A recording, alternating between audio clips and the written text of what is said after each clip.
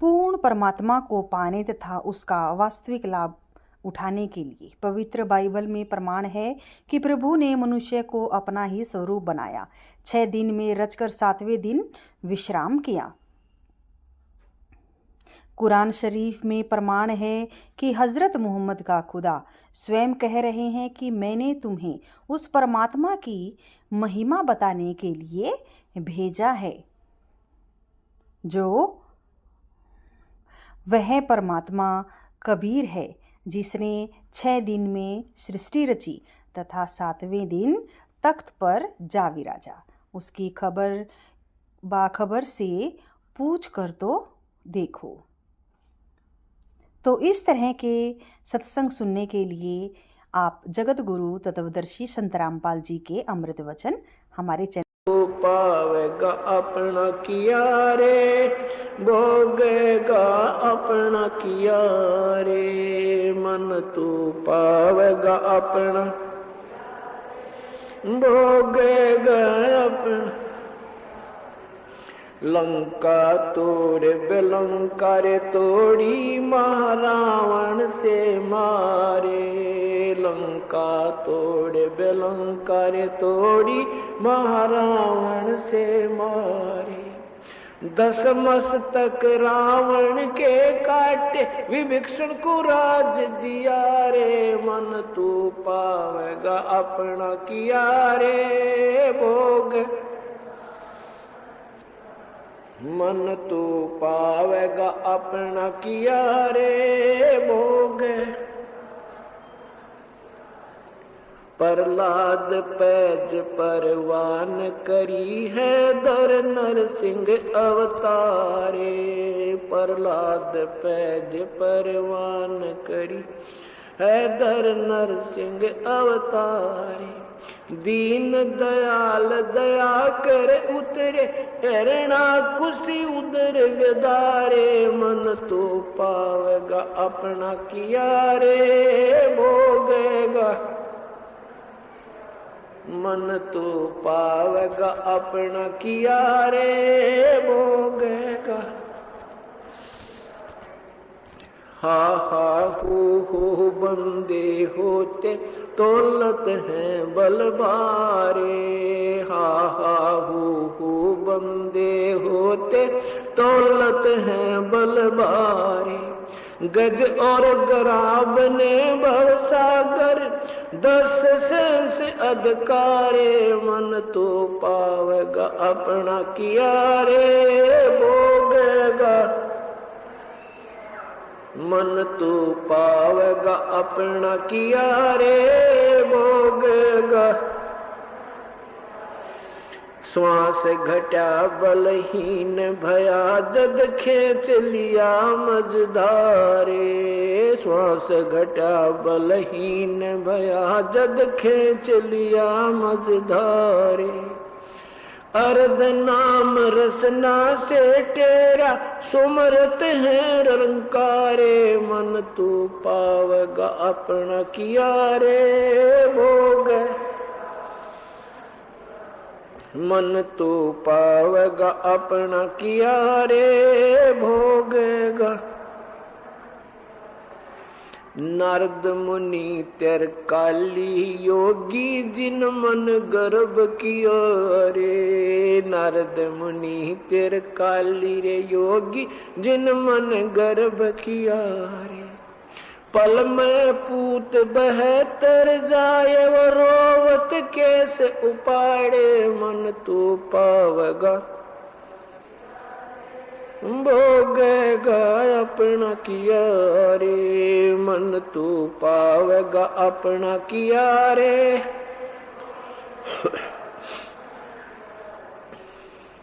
कृष्ण गुरु दुर्वासा रे होते, 56 कोट सिंगारे। कृष्ण गुरु दुर्वासा होते को काट के और वो अपना स्वार्थ पूरा कर लेता है। यही दशा यहां के भगवान की है। 21 ब्रह्मांड एक कसाई का बाड़ा समझो। और इसने ये 3 पाली छोड़ रखे हैं, रजगुण ब्रह्मा, सतगुण विष्णु, तमगुण शिव जी। ये हमें यहां पर रोके रखे हैं। रजगुण ब्रह्मा की रेंज आपको बताई, उनकी शक्ति से हम संतान उत्पत्ति करते हैं, बाई फोर्स करते हैं। हमारे बस की बात नहीं जीव के, ये कितनी बात बनावे कोई। फिर दूसरी हमारा मोह ममता, आपस में प्यार, एक दूसरे बेटा में बेटिया में इतना जबरदस्त है कि जीव के बस का नहीं है। चाहे कितनी बात बना ले कि मैं बैराग ले लिया, जंगल में चला गया, घर त्याग दिया, बालक भी त्याग दिए, नहीं, जीव के बस का नहीं है। कभी ना कभी फेर हुआ समस्या पैदा हो ही जाती है। कितना प्रबल है ये।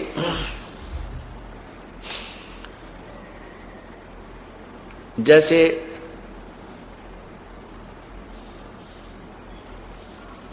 एक व्यक्ति घर त्याग कर चला गया, 2 बच्चे थे, पत्नी थी, वैराग्य हो गया, जंगल में रहने लगा। उनके गुरुदेव ने जहां से उसने उपदेश लिया, वो भी से गुरुजी थे, उनको पता था कि कदे ये चेला वापस ना भाग जा, तेरी सेवा ना करे बुढ़ापे में। इसलिए वो क्या करते थे कि उस लड़के, उस व्यक्ति को अपने चेला बना करके कान कून पाड़ के जो भी व्यवस्था करते थे, तो उसको एक स्थान पर फिक्स रखा कर दे कि इस डेरे तो बाहर ना चला जा, कहीं ये फिर वापस घर की याद ना आ जाए इसको। 12 वर्ष तक वो व्यक्ति वैराग लेकर जो गया था, गुरुजी के आदेश अनुसार एक आश्रम में एक स्थान पर रहा, उसे बाहर नहीं गया। 12 वर्ष के बाद उसके गुरुदेव ने कहा, जा भी भिक्षा मांग लिया। अब वो लेकर थैला आटा मांगने वाला चल पड़ा। एक घर में जाकर उसने कहा, माई भिक्षा देना।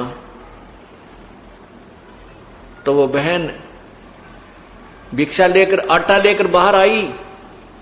एक लड़के को गोदी में ले रखा था, एक लड़का उसका दामन पकड़कर साथ साथ आ रहा था, मां मां कर रहा था। अब वो बाबा जी 12 वर्ष से घर छोड़कर गया हुआ था, तो उसके एकदम वो मन में फिर आ गई बात। उसने सोचा कि तेरे भी छोटे छोटे बालक थे, और जिस बच्चों का बाप ना हो वो कैसे पलेंगे। अब ये बहन है, इसके 2 बच्चे हैं, इनका पति ना होता कितने खुआवे प्यावे इनको। तो उसके मन में आ गई बात कि तू तो बड़ा कसाई रहे, और तेरे की जुल्म कर दिया तूने, तो छोटे छोटे बच्चा ने छोड़ के आ गया। वह बेचारी दुखी हो रही होगी, क्या हाल होगा तेरे बच्चा का। इस विचार को करके उसने घर चालन की सोची। घर एक बार देख आऊं, घर चालन की सोची, चल मैं अपने घर जलता हूं। 10-20 कदम गया था, इतने मन में आ गई, अरे 12 साल हो लिए पीछा छूट रहा है, तू क्यों बात बिगाड़ा है, लोग तेरी हंसी करेंगे, क्या कहेंगे तेरे को। नो सोच के फिर वापस आश्रम की तरफ चल पड़ा। थोड़ी देर चला था, फिर मन में आ गई कि एक काम कर लेता हूं, दूर से देख आऊंगा, किसी के पहचान में थोड़ा ही आता हूं, यूं देख लूंगा वह किस प्रकार जी रहे हैं या कोई मजदूरी कर रहे हैं किसी की। ये विचार करके वो फिर घर की तरफ चल पड़ा। फिर जाकर के मन में कुछ देर दूर चला था, उसके फिर मन में आ गई, रे गुरु जी के कहेंगे तंदा काम बिगाड़ दिया, 12 साल की तपस्या तेरी भंग होती है। फिर वापस आश्रम की तरफ चल पड़ा। 10-20 कदम वापस आया था, फिर मन में आ गई, अरे एक बार देखने में के बिजली पड़ा है, के तप भंगो है, तो फिर आ जाऊंगा गुरु जी के पास। आखिर में मन ने उसको दबा लिया और ये निर्णय ले लिया कि मैं गुप्त रूप से ये देख कर आऊंगा, खेतों में चला जाऊंगा, गांव में नहीं जाऊंगा। क्योंकि वो किसान थे, उसके किसान था, तो उसने अपने खेत का पता था कि खेत में अगर वह जवान हो गए होंगे तो खेत में काम करने आ रहे होंगे। क्यों 12 साल में तो बच्चा 5-4 वर्ष का तो भी 16-17 वर्ष का हो जाता है।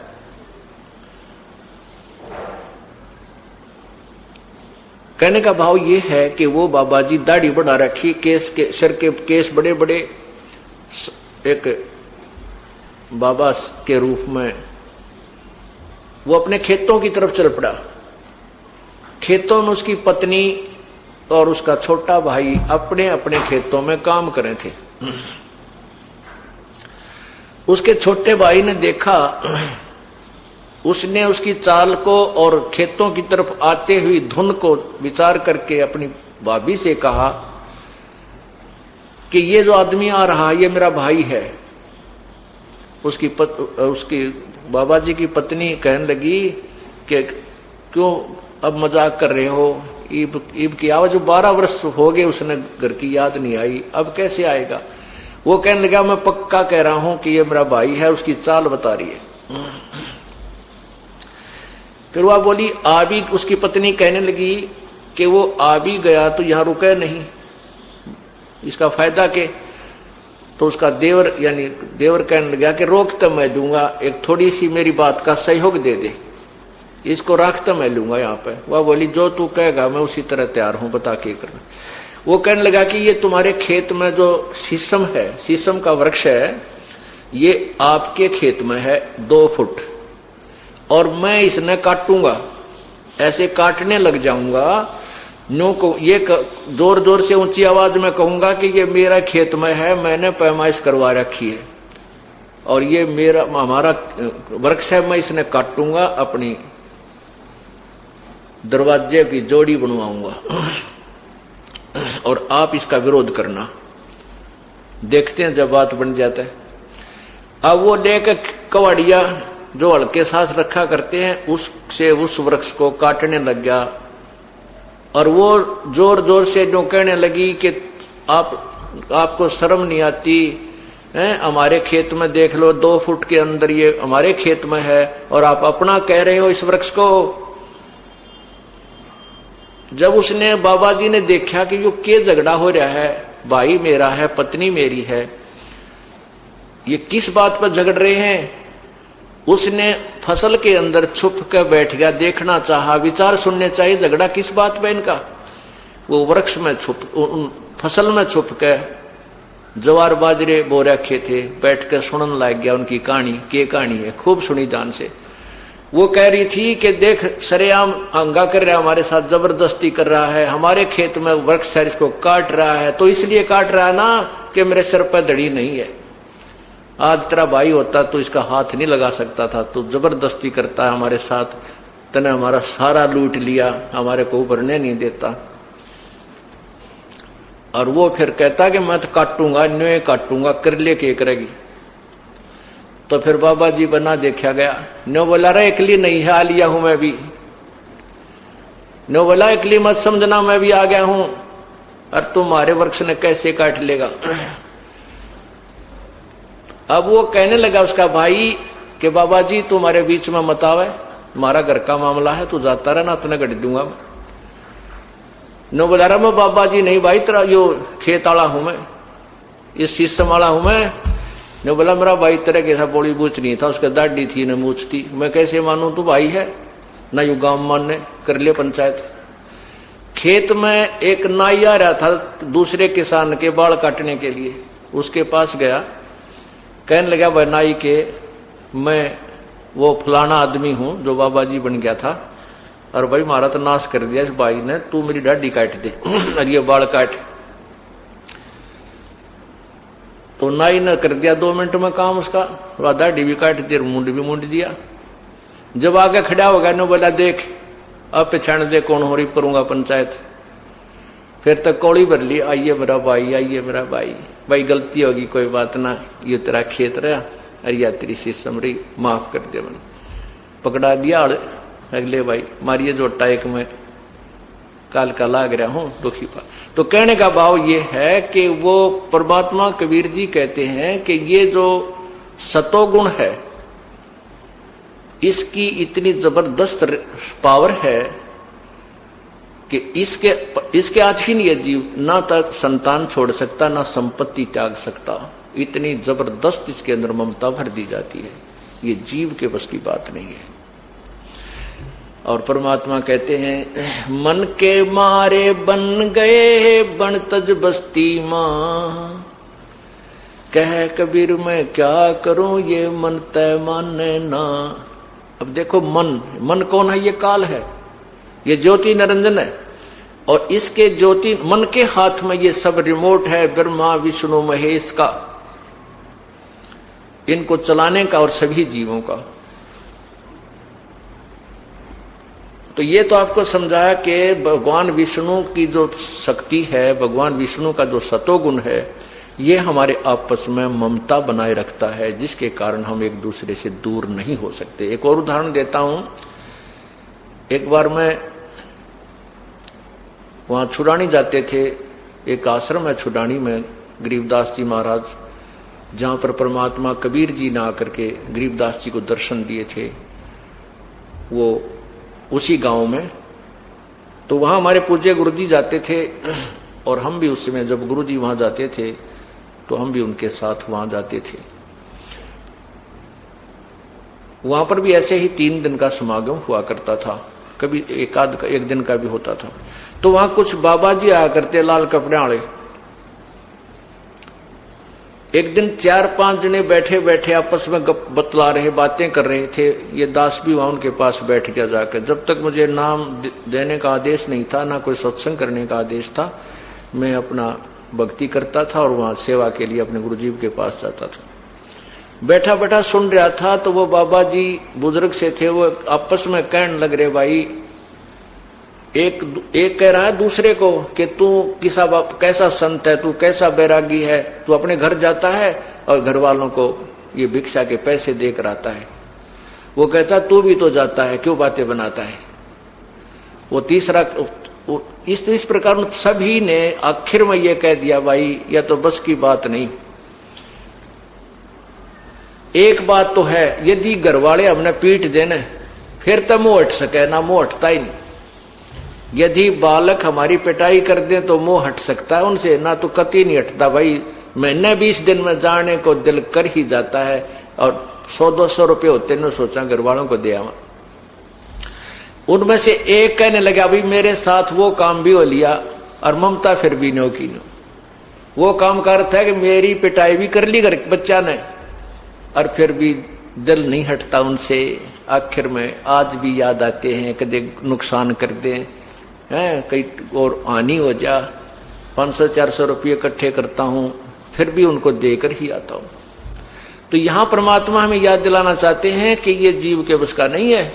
ये तो उस परम पिता परमात्मा की वो भक्ति, ये तत्व ज्ञान इनके प्रभाव को निष्क्रिय कर सकता है, डाइल्यूट कर सकता है, और अंत में इसका कति समाप्त करके यहां से सतलोक ले जा सकता है।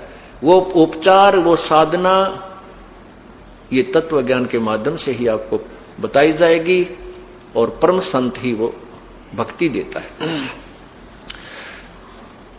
और तीसरा जो तमोगुण है, इसके तो आपको पता ही है। जरा सी कवासुनी होती है, भाई न भाई मार देता है, आपस में रिश्तेदारियों की गोलियां चल जाती हैं, और अंत में कोई किसी ना किसी कारण से ये जीव का अंत हो जाता है। यानी क्रोध इतना जबरदस्त हो जाता है कि जीव उसमें नहीं देखता ये तेरा भाई है, तेरा बाप है, तेरी मां है। ये जीव के बस का नहीं, ये तमोगुण यानी भगवान शिव जी की शक्ति का प्रभाव है। अब प्रश्न चल रहा है कि 3 भगवानों का न्यारा न्यारा निर्णय, 3 प्रभुओं का। ब्रह्म ये क्षर पुरुष है, जी किस ब्रह्मांड का मालिक है, और इस एक ब्रह्मांड में ब्रह्मा विष्णु महेश केवल एक एक विभाग के प्रभु हैं, ये भी भगवान है। अब यहां थोड़ी सी परिभाषा आपको प्रभु की बताना चाहता हूं कि प्रभु किसे कहते हैं। प्रभु माने स्वामी, मालिक। अब जैसे एक किसी भी विभाग को ले लीजिए, उसमें सभी साहेब होते हैं। जैसे हौलदार साहब पुलिस विभाग को ले लेते हैं, थानेदार साहब, डीएसपी साहब, एसपी साहब, और फिर आईजी साहब, फिर डीजी साहब, और इनसे ऊपर फिर गृह मंत्री साहब, फिर मुख्यमंत्री साहब, फिर प्रधानमंत्री साहब। यानी हैं तो सारे साहब, यानी स्वामी हैं, मालिक हैं, प्रभु हैं। लेकिन प्रत्येक साहब की, प्रत्येक भगवान की अपनी अपनी न्यारी न्यारी शक्तियां हैं। उनमें शक्ति मंत्र होता चला जाता है। प्रभु यानी सब सारे हैं, लेकिन सबों की शक्ति में बहुत अंतर है। इसी प्रकार तीन लोक के साब यानी तीन लोक के भगवान एक एक विभागीय मंत्री, ये मंत्री साहब, रजगुण ब्रह्मा भी भगवान, सतगुण विष्णु भी राम, और तमगुण शिव जी भी राम कहो, इसको अल्लाह कहो, खुदा कहो, गॉड कहो, रब कहो, ये भी स्वामी है, लेकिन ये इतनी ही पावर के, इतने क्षेत्र के स्वामी हैं। और इनके पिताजी 21 ब्रह्मांड के राम यानी स्वामी, प्रभु, मालिक, परब्रह्म, 7 संख ब्रह्मांड का स्वामी प्रभु राम साहब है। और पूर्ण परमात्मा, पूर्ण ब्रह्म, परम अक्षर ब्रह्म, ये असंख्य ब्रह्मांडों का यानी कुल का मालिक है, सब का मालिक है, ये भी साहब है। यानी राम तो सारे हैं, राम तो ब्रह्मा जी भी है, राम विष्णु जी भी है, राम शिव जी भी है, और राम ज्योति निरंजन भी है, यानी ब्रह्म भी है, और राम परब्रह्म भी है, और राम पूर्ण ब्रह्म भी है। राम की परिभाषा, प्रभु की परिभाषा ये है। राम सभी कहलाते हैं, प्रभु सभी कहलाते हैं, लेकिन प्रभुओं की शक्ति में दिन रात का अंतर है। इसलिए हम इस स्टेटमेंट से, इस व्याख्या से आपको पता चल गया होगा कि ये दास ना ब्रह्मा को बुरा बताता है, ना विष्णु को बुरा बताता है, ना शिव को बुरा बताता है। लेकिन ब्रह्मा को ब्रह्मा बताता हूं, विष्णु को विष्णु बताता हूं, शिव को शिव बताता हूं, ये इनकी सतिथि बताता हूं। जैसे मंत्री को मंत्री बताता हूं, मुख्यमंत्री को मुख्यमंत्री बताता हूं, प्रधानमंत्री को प्रधानमंत्री बताता हूं। आपको और हमको पहले क्या ज्ञान था कि हमारे को एक राज्य के मंत्री को प्रधानमंत्री फिट कर रखा था कि प्रधानमंत्री सिद्ध कर रखा था। वो हमारी थ्योरी, उस प्रधान एक राज्य के मंत्री को प्रधानमंत्री मानकर हम इस पर पूर्ण आश्रित थे। ब्रह्मा विष्णु महेश को हम पूर्ण परमात्मा मानते थे। ये हमारे ज्ञान की कमी थी। और भगवान इतने ही हैं जितने आज थे, पहले भी इतनी शक्ति युक्त हैं। आज हम किसी को कहते हैं ना प्रारंभ में कि भाई ब्रह्मा विष्णु महेश से ऊपर और पावर है, कोई मानने को तैयार नहीं, क्योंकि हमारे अंदर इनकी महिमा इतनी घर कर चुकी है कि हम इन तो ऊपर किसी ने मानते नहीं शक्तिशाली। जैसे आज से सन 1947 से पहले जो हिंदुस्तान की जो स्थिति थी, हमारे यहाँ एजुकेशन नहीं थी, शिक्षा नहीं थी, और उस समय जनसाधारण जनता की एक इतना ज्ञान था कि गांव में कोई भी टॉप पहन का आ जाता ना अधिकारी, तो सब ने क्या करते, गांव वाले साहब आ रहे हैं भाई, पानी वाला साहब आ रहे हैं, पानी वाला साहब, पानी वाला साहब अर्थात इरिगेशन डिपार्टमेंट का साहब आ रहा है। अब हमने खुद, मुझे भी जब तक मैं इस दास ने इसी बात से प्रेरित होकर ये जूनियर इंजीनियर का डिप्लोमा किया था कि हम इतने बैकवर्ड इलाके में रहते थे, गोहाना तहसील, कि हमें ये नहीं मालूम था यो नहर के जो ऊपर अफसर आते हैं ये कौन कौन कैसे होते हैं। हम तो जो भी टॉप पहन का जाता गाँव वाले ने साहब आ रहा है, साहब आ रहा है, पानी वाला साहब आ रहा है, तो ये नहीं पता था कौन साहब है, उसकी कितनी पावर है।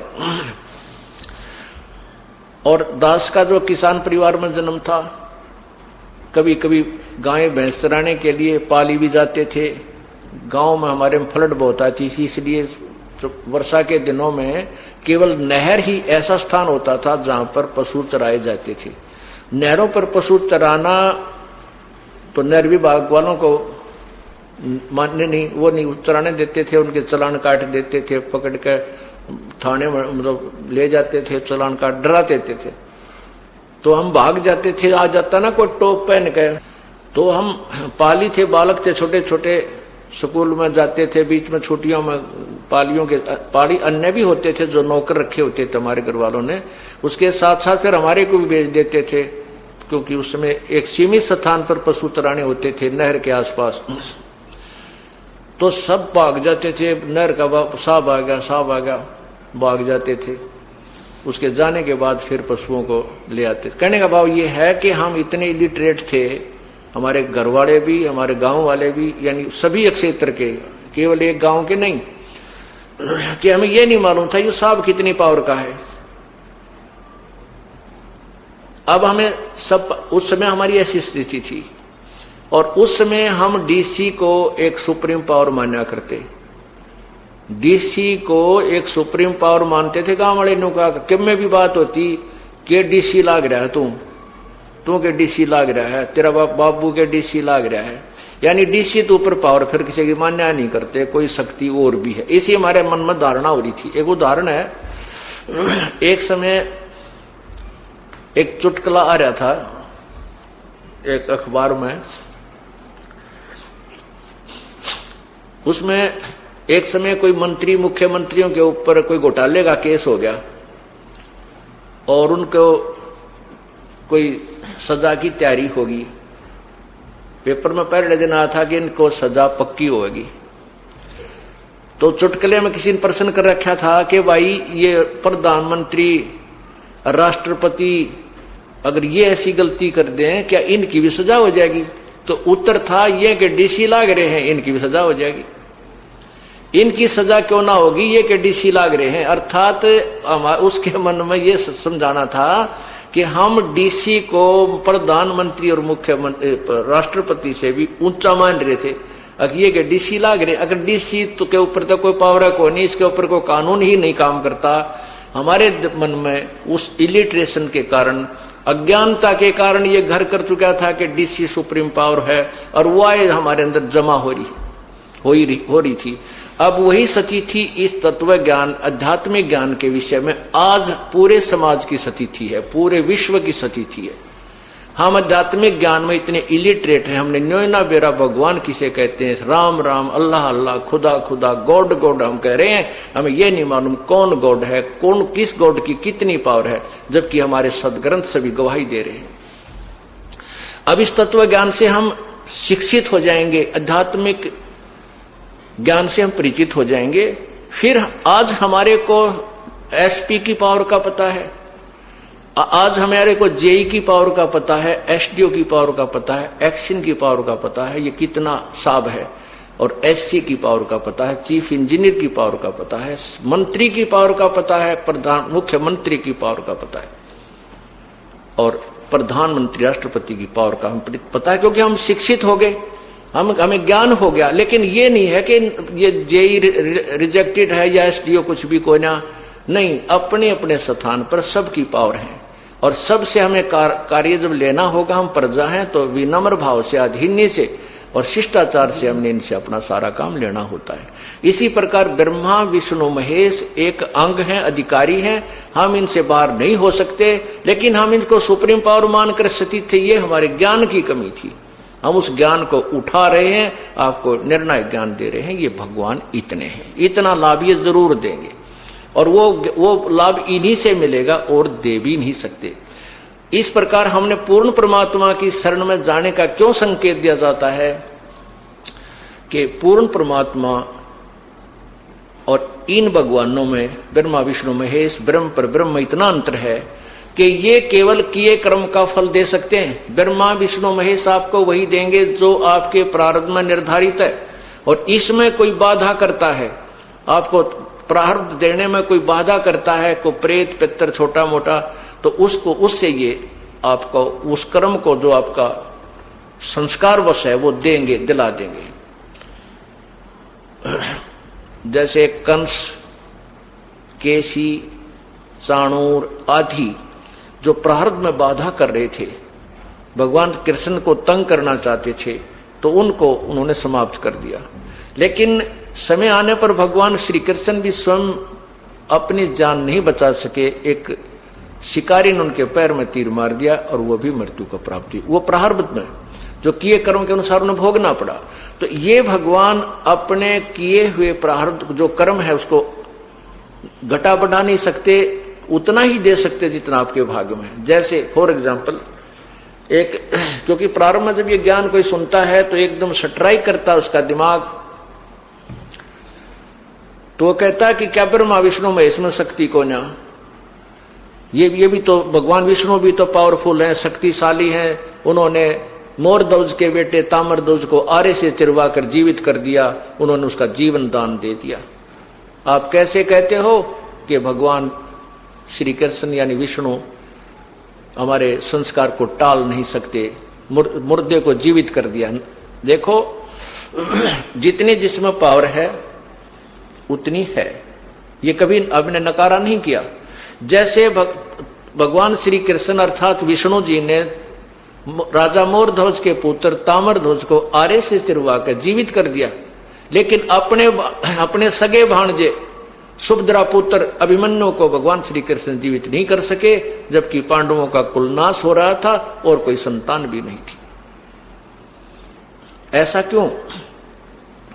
क्योंकि सदगुरु कबीर जी ही पूर्ण ब्रह्मा हैं, सदगुरु जी ही अलख यानी अवर्णनीय हैं, सदगुरु जी ही रमता यानी राम अर्थात कवियों की तरह आचरण करके पृथ्वी पर विचरण करने वाले तथा ऊपर के लोकों में भी रहने वाले रमते राम हैं। इसमें कोई मीन मेख अर्थात कमी नहीं है। इस तरह तत्वदर्शी सदगुरु रामपाल जी के सत्संग सुनकर आप भी अपने जीवन में खुशहाली लाएं। और इस तरह के आप सत्संग सुनने के लिए हमारे चैनल को लाइक कीजिए, शेयर कीजिए और सब्सक्राइब कीजिए। सत साहिब।